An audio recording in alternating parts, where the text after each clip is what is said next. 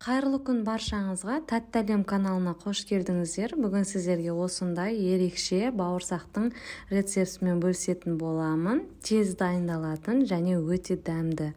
Алдымен ыдысымызға осындай малдың майын, яғни менде сиырдың майы ерітілген және сары май құйып аламыз ыдысымызға. 1 шай қасық тұзымызды салып және дәміне қарай шекер салатын боламыз. Мен 100 грамдай шекер салдым. Тәтті бауырсақты қаладым. Шекері ерігенше жақсылап араластырып алатын боламыз. Үстінен ыстықтау жылы суымызды құятын боламыз.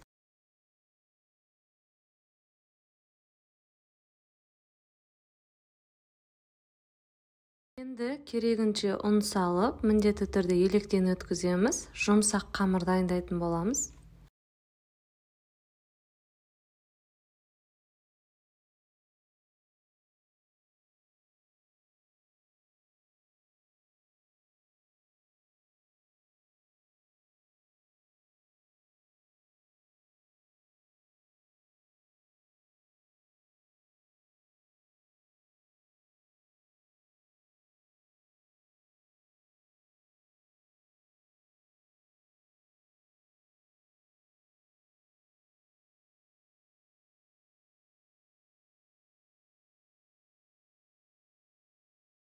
Қопсытқышты да осылай електен өткізіп салатын боламыз.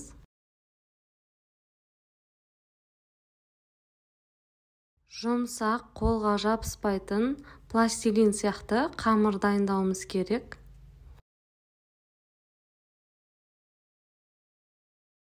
Егерде менің каналыма тіркелмеген болсаңыздар, каналыма тіркеліп, лайк басып, комментарий жазып кетіңіздер. Алдағы уақытта көптеген рецепттермен бөлісетін боламын. Енді қасықпен араластырып болғаннан кейін қолымызбен жұмыс жасасақ болады. Қамырды басып,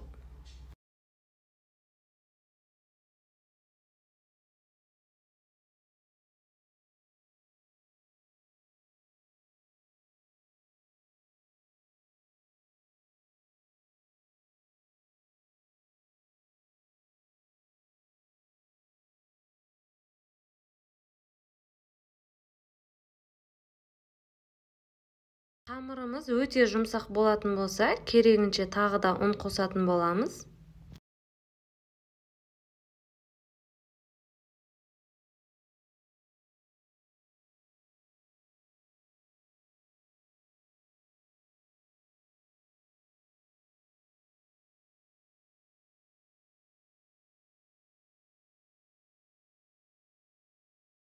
Дайын болған қамырымызды осылай пакетке салып, тоңазытқышқа 1 сағатқа салып қоятын боламыз. 1 сағаттан кейін қамырымызды алып, жаятын боламыз. Пластилин сияқты өте оңай және жабыспай жайылатын қамыр болады.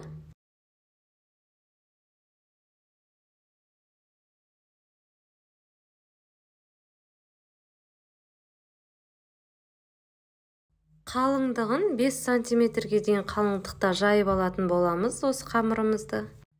Енді қамырымызды кесіп шығатын боламыз.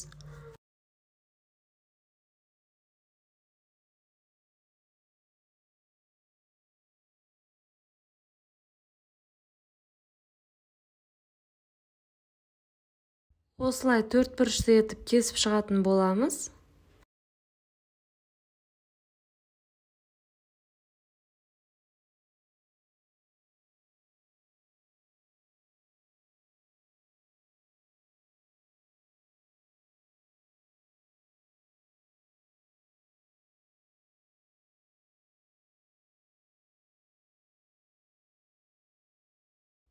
Қамырымызды кесіп болғаннан кейін бізге үккіш қажет болатын болады. Осылай жоғарыдан төмен қарай басып, осылай бауырсағымызға әсемдік береміз. Қамырымыздың барлығын осылай жасап шығамыз.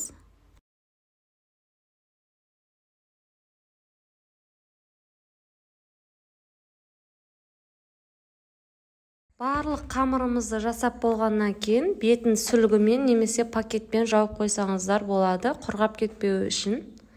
Алдын ала табамызға май құйып қыздырып алатын боламыз. Өте жай баяу отта, орташа отта пісіріп алдым. Асықпай пісіру қажет, себебі іші піспей қалуы мүмкін. Екі беті қызарғанша осылай пісіріп аламыз. Өте дәмді және тәтті болып, қытыр-қытыр болып шығатын болады. Бұл бауырсағымыз және тоқтық сезімін беретін болады.